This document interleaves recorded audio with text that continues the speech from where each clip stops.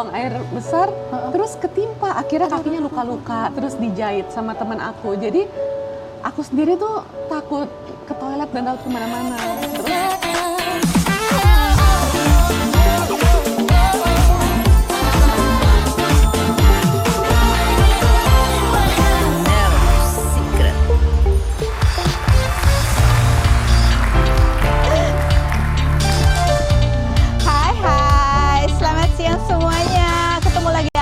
Hari ini di rumah baru aku bersama saya Kak Rose di No Secret.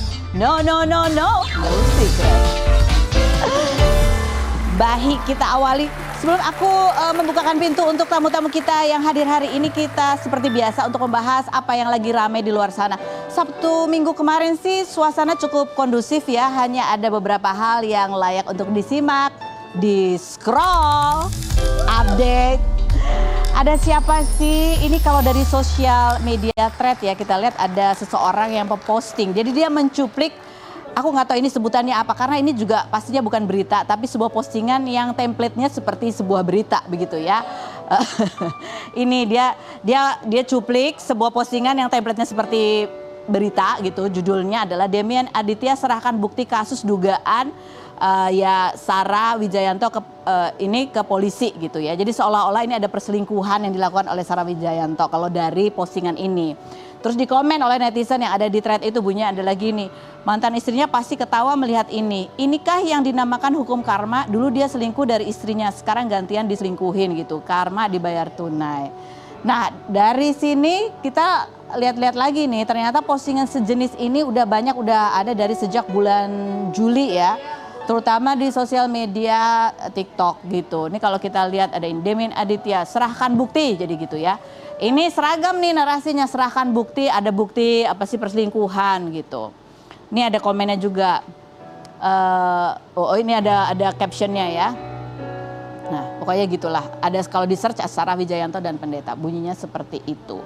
Nah ini sebetulnya dari sejak bulan Juli itu sudah ada netizen yang bertanya langsung ke Sarah Wijayantonya. Responnya Sarah Wijayanto, kaget, aku harap nggak benar gitu. Tapi hanya dikomentari sama Sarah itu cuma ketawa doang, gini doang ya. Tapi ini dia di bulan Juli, ini udah masuk di bulan Agustus akhir. Semakin banyak tuh beritanya, dan kalau kita lihat di sosial media TikTok itu banyak yang percaya dengan postingan itu. Komentarnya coba kita baca ya. Oh senangnya hatiku ikut berbahagia ya Demian, semoga benar beritanya gitu. Ini agak ajaib. Berikutnya coba kita lihat. Semua sudah dapat bagiannya masing-masing nih. Ini ada ya. Yang komennya gini, dulu katanya Yulia selingkuh dari suaminya dengan Demian. Kemudian Demian selingkuh dengan Sarah. Sekarang Sarahnya selingkuh Demian. Impas lah katanya gitu. Ini kayak kalah AI ya. Dia kayak ahli sejarah banget. Yang berikut ada lagi komennya. Bu nih. Dan yang berikut ini dia akhirnya ngetek lagi ke Sarah Wijayanto ya. Bunyinya gini, Bu aku dengar berita nggak enak, semoga itu nggak benar gitu.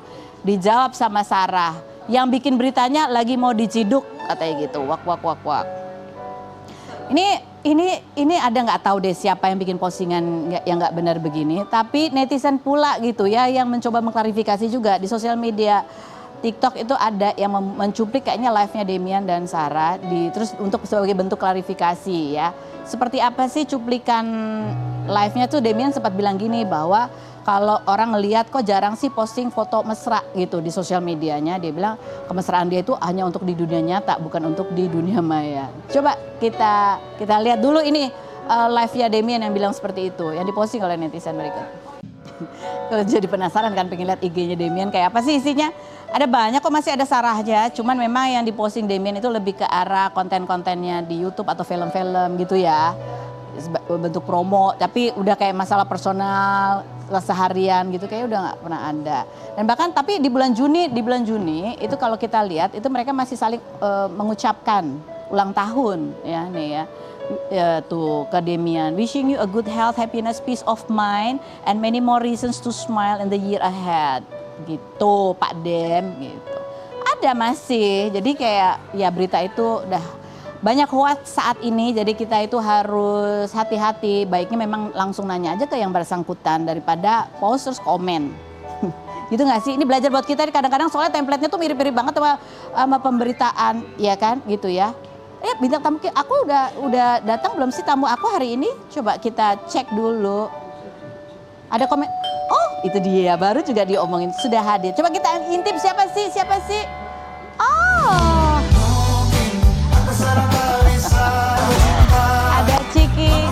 ada Ciki Fauzi. Kemarin dia adalah relawan yang langsung memberikan bantuan secara langsung ya di masyarakat NTT di kawasannya di Manggarai Timur. Kita mau lihat seperti apa ceritanya, tapi sebelumnya kita bongkar dulu sejarah hidupnya Ciki Fauzi berikut ini. Oke, kita sudah bersama dengan Ciki. Kamu pulang dari NTT kapan? Kemarin banget baru pulang. Jadi masih berasa sekali gitu ya, lihat seperti apa kondisi korban gempa di NTT ya. Nah, kita lihatnya ada satu video yang kamu bagikan yang pada saat kamu sendiri pun merasakan gempa gitu di awal-awal sampai itu kayaknya di NTT ya. Intens banget sih gempa. Kayak sampai aku pulang deh. Kemarin sampai hari ini juga aku lihat update dari teman-teman. Masih ada gempa susul. Tuh dari semenjak tanggal 15 bahkan sebelumnya dari tanggal 9 kan mulai gempa kecil, gempa besar campur-campur itu udah 5.000-an lebih gempa. Iya, serem banget ya. Sesering itu emang. Nih, coba kita lihat ya, ini dibagikan bagaimana reaksinya Ciki pada saat merasakan langsung gempa di NTT. Kita lihat yang berikut. Nah, jadi kamu tidurnya di tenda tuh ya. Terus jadi tuh kamu kondisinya pada saat gempa itu apalagi tidur? Abis subuh. Oke, terus? Abis subuh sama teman-teman yang perempuan. Terus kita kan buka tenda itu di depan, di salah satu rumah yang paling kokoh lah. Karena kita emang minjem tempatnya buat naruh beberapa barang-barang bantuan, barang medis dan juga toiletnya. Terus? Tapi ya gitu runtuh toilet juga goyang-goyang. Toiletnya juga? Dan emang yang bikin deg-degan karena space tenda kita tuh deket sama rumahnya. Jadi ketika rumahnya runtuh yang ada barang-barang kita dan itu tempat diskusi, kita panik karena takut ketimpa gitu. Jadi itu pada saat gempa itu kedengeran tuh genteng jatuh roboh gitu, gubrak gitu. Makanya itu aku juga ya panik menyelamatkan diri gitu. Jadi apapun aku grab aja gitu buat nutupin rambut. Itu belum sempat pakai kerudung apa gitu langsung keluar dari tenda kita ya. Kita perempuan kan, kita jadi menikmati buka kerudung biar nggak pusing dan lain sebagainya. Dan memang gempa itu udah biasa dari ketika kita datang, tapi skala Richternya tuh kayaknya nggak gitu gede gitu. Ya itu yang waktu kamu bikin yang konten. Pagi itu gede banget sih, 6 atau berapa gitu. Serius? Jadi sampai jalan aja pasti dan abis gitu. Itu sampai siangnya itu gempa besarnya cukup intens sampai akhirnya aku sempet kayaknya itu psikis ya sebenarnya, karena mau apa-apa kan jadi takut ya, mau ke toilet takut, jadi nahan takut runtuh gitu karena banyak warga yang berobat, itu ada anak kecil ya, punten pisan yang lagi buang air besar, terus ketimpa, akhirnya kakinya luka-luka, terus dijahit sama teman aku. Jadi aku sendiri tuh takut ke toilet dan takut kemana-mana. Terus ada masanya aku akhirnya udah aku ke mobil rescue aja deh gitu, biar langsungnya nggak tahu apa kayak bingung aja nyari safe space gitu. Terus gempa lagi mobilnya loncat kena pagar gitu, terus kayak waduh, ini ya udah deh ayo kita pindahin posko dan lain sebagainya ke lapangan gitu-gitulah. Jadi mobil pun ketika gempa itu juga bisa sampai berpindah tempat gitu. Loncat Kak, itu jujur pertama kali di hidup aku ngerasain gempa seintens itu. Intens banget. Iya, per 30 menit. 30 menit. Iya. Dan sekencang-kencang itu. Iya, ada yang kenceng, ada yang enggak. Nah, kalau yang enggak tuh tapi kita jadi kayak udah tahu tuh akan ada gempa gimana, biasanya kayak mendesir dulu terus di bawah tuh kayak kerasa terus berdung gitu. Gitulah. Mungkin bumi tuh kayak lagi stretching, lagi bergerak kali ya. Lagi pindah, lempengannya lagi bergerak. Kasihan banget sih warga di sana tuh psikis banget yang kena. Ya kamu aja ngerasain, mereka lebih lama gitu ya. Iya, itu dia. Jadi psikisnya tuh takut ke toilet, bahkan takut. Iya, ngapa-ngapain tuh serba salah. Karena gempa itu yang ya selain barang-barang jadi rusak, psikis sih yang kena kalau di aku ngerasa ya. Dan punten pisan ya, NTT tuh kalau nggak bencana aja udah susah, ini tambah bencana. Sumur-sumur kering, jadi kita tuh effort banget nyari air. Dan kita mau belanja nih, misalnya aku kan di Manggarai Timur ya, sekitar Reo, Ronting, Waso dan lain sebagainya. Semacam kota yang bisa kita tempat beli logistik tuh Ruteng namanya, itu rada di pegunungan, itu 2,5 jam. Tapi ketika di sana juga toko-toko banyak yang tutup dan banyak yang habis. Itu emang tipikal hal yang terjadi kalau lagi bencana sih, tentang bagaimana membeli dan menyalurkan logistik. Jadi Kalau beli di daerah setempat itu susah gitu ya. iya, mobil-mobil juga pada rusak karena jalan-jalan pada retak gitu. Jadi waktu itu pas bawa logistik, aku kebagian yang bawa lewat kapal laut.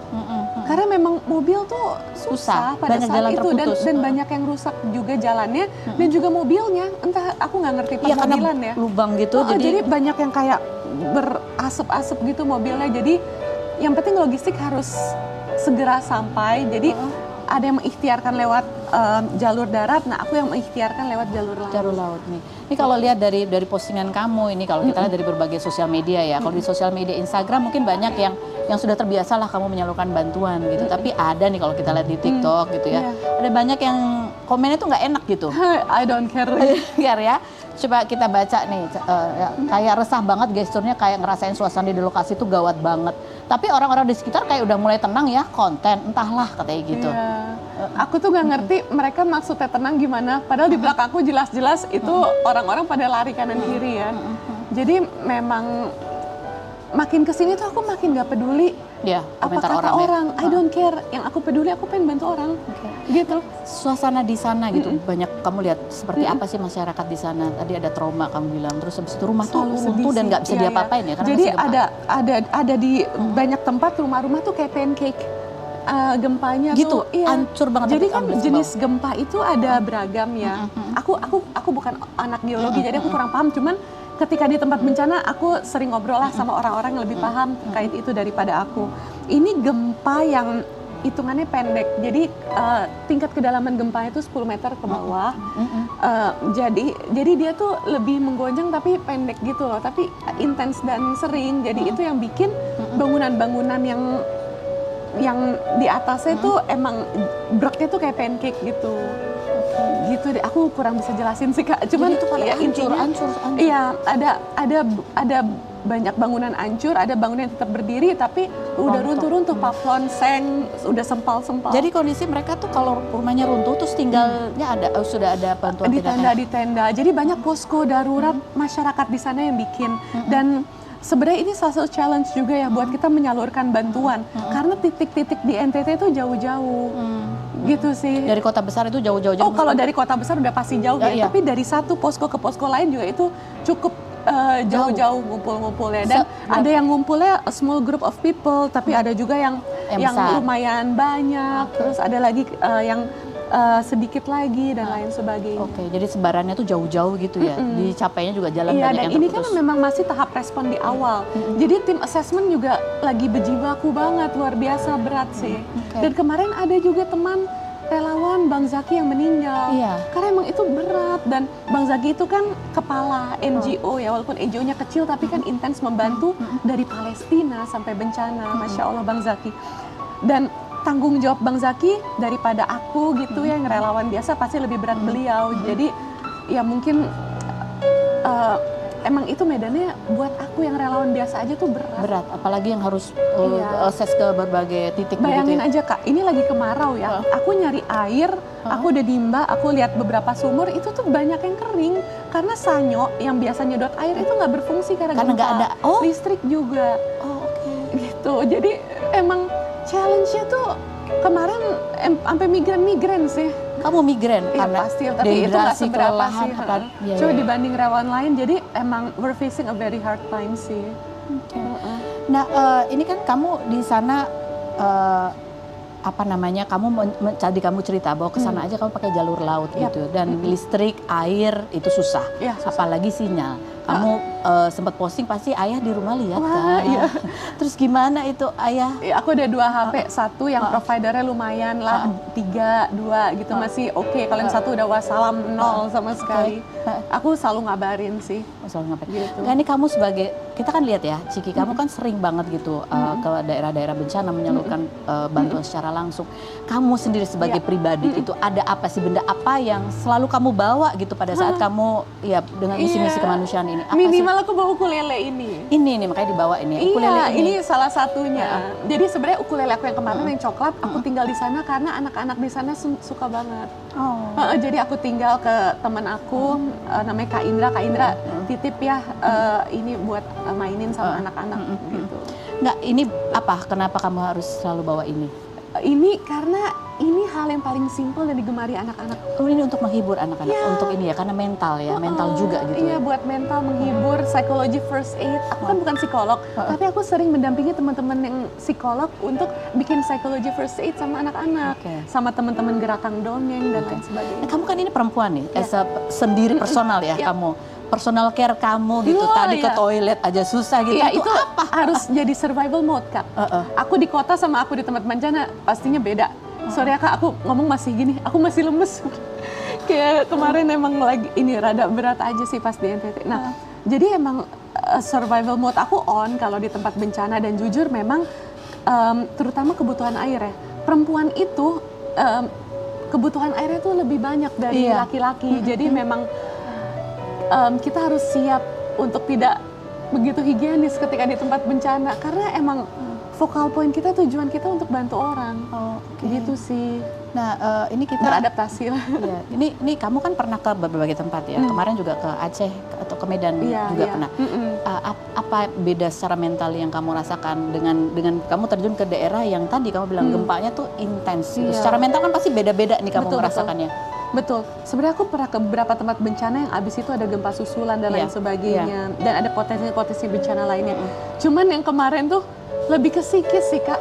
Kenapa? Karena gempanya ini banget, intensnya banget. Sampai kita tuh mau bikin apa-apa bingung, belum begitu bisa mikir jernih gitu. Jadi misalnya mau bikin mau bagiin apa, mau bagi-bagi tugas, ada yang ini, ada yang itu. Itu masih gempa, jadi rakyat juga teriak-teriak, gitu, mana cucu, apa gitu-gitu. Kita juga sibuk menyelamatkan diri. Iya. Karena kemarin masih awal-awal, tapi insya Allah mungkin lama-lama bumi lebih stabil ya, insya Allah. Cuma emang beratnya kalau di awal-awal tuh itu, Kak. Ini coba kita lihat ya, ini ada beberapa situasi di gempa di NTT yang sempat dibagikan oleh beberapa orang melalui sosial media ya. Kita lihat dulu cuplikan yang berikut ini.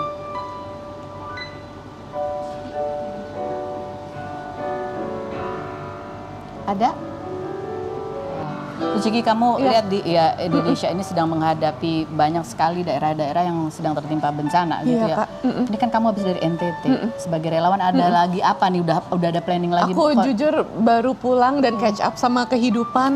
Jadi aku belum ada plan apa-apa sih. Tapi dirimu sendiri dulu ya. Iya, we'll see lah. Oke. Ini kita dudukan di sini ya. Kayaknya sih ini ya. Kadang ada orang yang bilang ini deg-degan, tapi kayaknya sih siap, udah sikat aja lah, Kak. Lebih deg-degan di terpa gempa sih. Kamu di sini kita minta untuk jawab dengan jujur apa adanya. Apakah pertanyaanku ini jawabannya fitnah atau fakta? Fitnah atau fakta, Ciki? Bahwa setiap abis kamu pergi ke daerah bencana untuk menyalurkan bantuan, pulang-pulang kamu harus selalu traktir ayah. Oh iya lagi. Sebagai bentuk kamu ngerasa nggak enak ya karena sudah bikin ayah selalu deg-degan. Fitnah atau fakta? Itu jujur iya, benar. Tapi ayah gimana sekarang setelah berkali-kali ya kamu pergi gitu? Ayah tuh pasti nyium jidat aku sih, Hade, gitu ya, gitu-gitu aja. Tapi nggak pernah ngelarang? Aku kasih pemahaman ke ayah sih, gitu. Yang penting ayah tahu aku bersama teman-teman yang paham. Iya, seperti waktu gempa, ayah jangan terlalu khawatir ya, tapi emang ini gempanya ini gini. Cuman aku sama teman-teman udah mindahin posko kok ke lapangan yang lebih besar, jadi nggak dekat bangunan. Cuma ada pohon, cuma insya Allah aman, gitu-gitu. Aku selalu kasih pemahaman di WhatsApp, ya pas ada sinyal insya Allah sampai. Ini coba ada videonya ya, kamu selalu bikin video makan nih sama ayah. Iya, ayah seneng. Aku tuh jadi menghargai banget waktu sama orang tua. Coba kita lihat videonya. Buat Ciki, fitnah atau fakta, Ciki? Kemarin kamu sempat diprotes, banyak netizen yang komen katanya kamu itu adalah orang yang suka banget motong-motong omongan orang, terutama waktu kamu diwawancara Dewi Persik. Padahal sebenarnya kamu bukan memotong omongan, tapi kamu takut penjelasan kamu nanti kurang dipahami konteksnya. Fitnah atau fakta? Karena yang diomongin tuh fitnah, jadi aku potong. Oh gitu. Itu kenyataannya. Jadi kamu kalau ada fitnah mending potong langsung jawab gitu ya. Iya. Kayak gitu. apa sih? Kita kan Coba. Punya hak jawab. Betul. Ya? Kita lihat yang berikut. Rame banget ya soal pencopotan Ciki. Aku akhirnya tahu dia siapa. Perkenalkan aku peserta PPIH satu sektor kemarin sama Ciki. Kita di Dakar Madinah. Dari sini aja udah fitnah. Aku Dakar Mekah. Ya, bentar sayang, kita baca dulu ya. Dia bagian MCH, aku bagian akomodasi. Ada beberapa hal yang aku sampaikan. Satu, Ciki masuk sekitar 6 hari sebelum penutupan, sedangkan keseluruhan diklat berlangsung selama 20 hari. Dan juga ada influencer lain yang masuk di hari yang sama. Bentar sayang. Ya. Termasuk latihan fisik, mental, dan wawasan. Ya sebenarnya sih Aku udah senyum aja ya. Nggak, soalnya aku tuh ngerasa kalau aku lagi difitnah, ya Allah, semoga gonimah aku di akhirat banyak, tiba-tiba dapat transferan pahala dari orang. So it's okay. It's okay. ya kalau dari sisi Ciki kan itu kebetulan pas lagi ada fitnah dia pengen langsung mengklarifikasi gitu ya Karena satu-satu. framingnya, bahkan orang yang fitnah aku itu salah satu sepupu dari orang di pemerintahan yang juga udahlah, aku udah tutup buku Oke, tentang tutup buku. Kita lanjut aja yang berikutnya. Fitnah atau fakta? Ciki, ini aku nanya ya. Oke, siap. Kamu pernah posting sendiri, kamu pernah bercerita bahwa kamu ternyata pernah nih punya rencana menikah dan gagal menikah pada saat Iya, pandemi. dulu. Jawabannya selain berikut ini, jangan kemana-mana, tetap di No Secret. No, no, no, no. No Secret.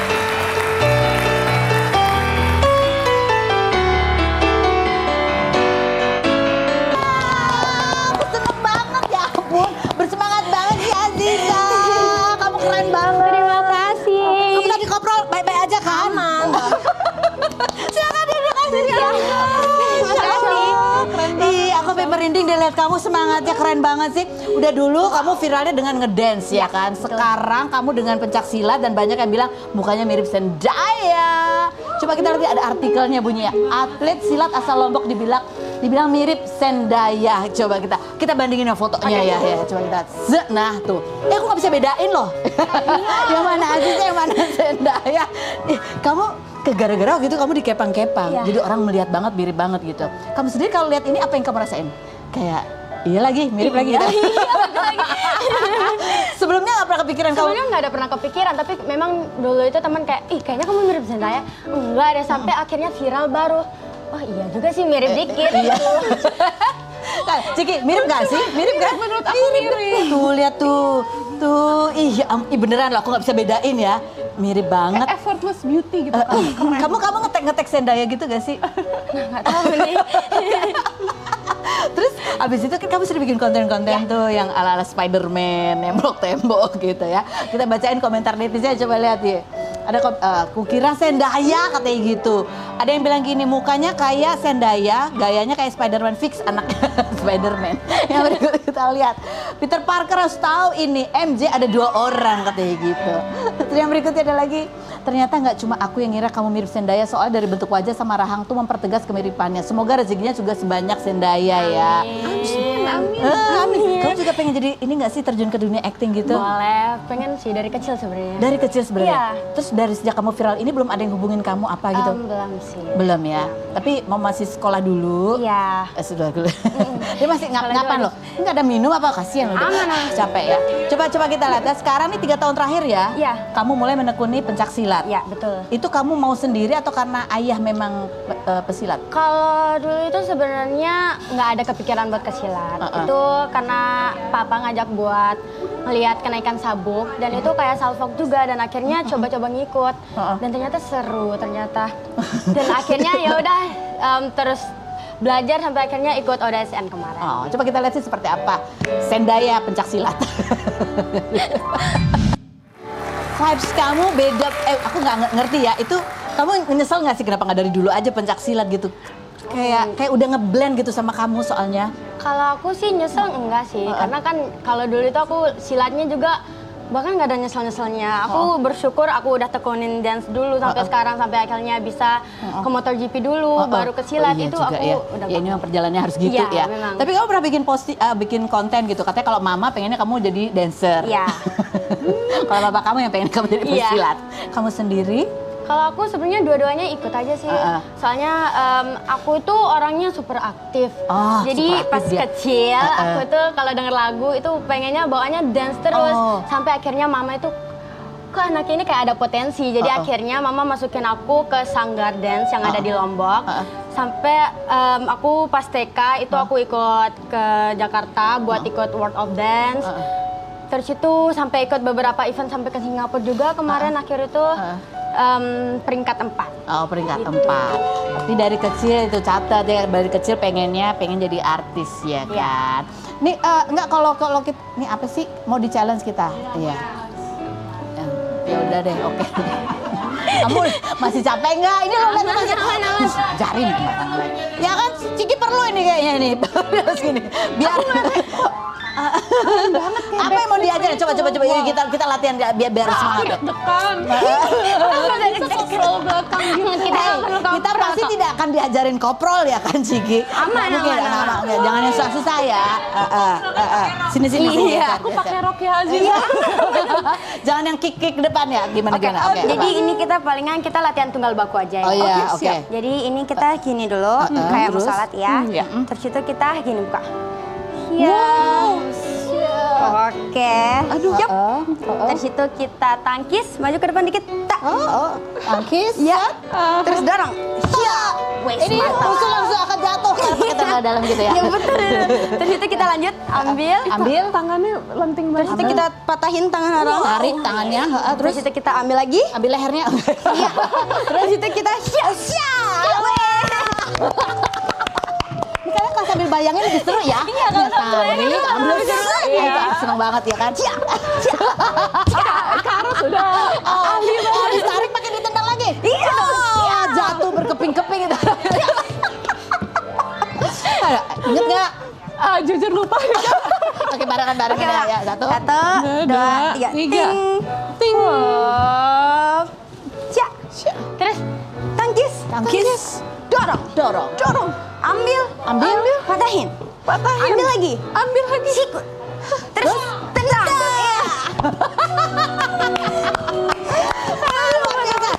Ciki, bisa kamu berbakat. Aku nggak di sini. Habis ini belajar dance ya. Coba kita lihat kompilasinya Aziza ngedance berikut ini. Capek juga. Keren banget. Nanti ya kita tunjukin kalau kita bisa nggak sih kayak dia. Oke, siap. Jangan kemana-mana, tetap di No Secret. No Secret.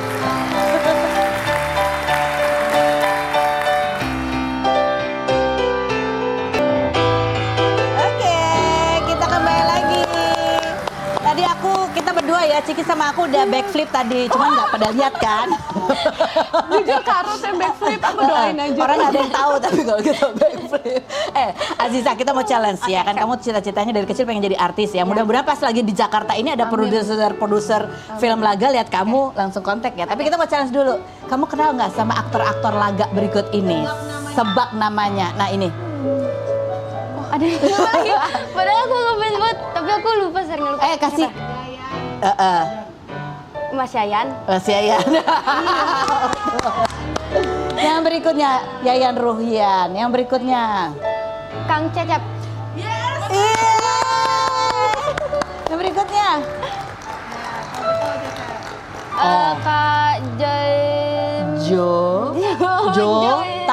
Kak Tas. Joy Taslim. Yang berikutnya ada lagi. Aduh. Kasih kuncinya. Udah mana depan nih sih ya. Bari B. Oh ini soalnya ini senior banget sih kalau anak muda-muda. Aku nggak tahu. Berry Prima. Berry Prima. Iya.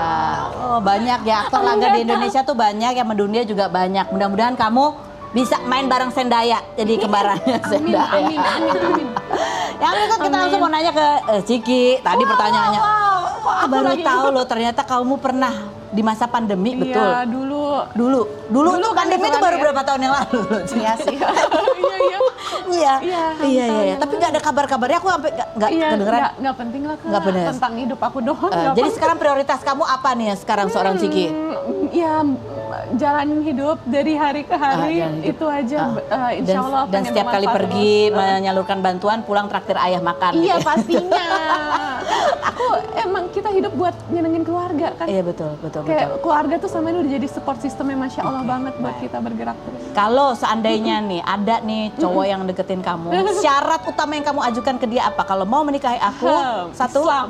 Islam, terus Selain Islam?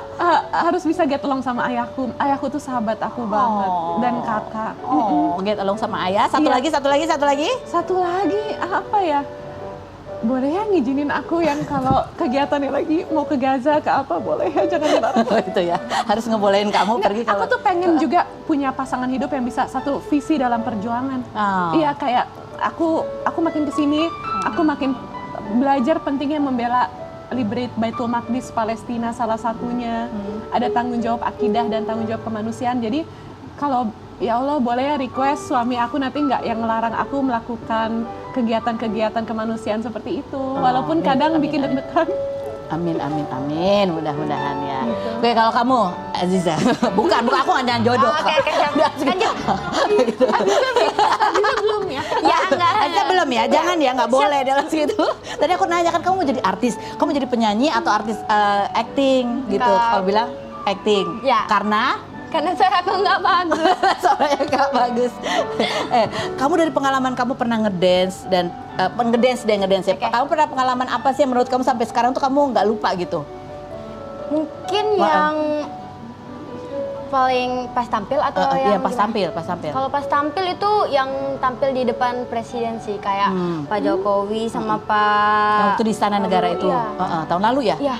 Itu tuh kayak rasanya tuh beda dari dunia nyata gitu, rasanya tampil depan Pak Prabowo sama teman-teman lainnya dan juga pesilat lainnya, itu rasanya Bangga seru banget banget. gitu, seru Iya, bangga banget. juga sama diri sendiri bisa sampai sini. Karena dulu itu pernah kan aku itu kayak nggak kepikiran sampai sana Kak, cuma paling tampil di daerah-daerah atau keluar kota, nggak ada tuh kepikiran buat tampil depan presiden lain sebagainya. Mudah-mudahan makin maju ya kamu ya, Aziza Sendaya.